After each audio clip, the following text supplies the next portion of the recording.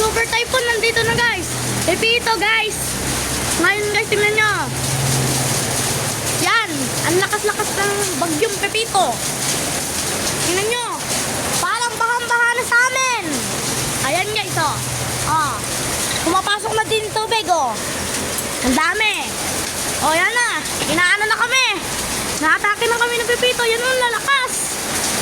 Yan. Kung nakikita nyo guys, sa sobrang lakas niya. Kita nyo naman po guys. Tumutulo po, oh. Oh. Yan guys, oh. Ah. Yan po. Tumutulo po. Dahil sa bagyong Pepito. Kumukuha po ngayon na lalagyan si mama ko. Yan po. Yan? Akin na po. Ako na po maglalagay para for the content. Okay guys, nakalagay na. Mapupuno yan ng sanggalon. Tingnan nyo guys. Ale! Bye-bye!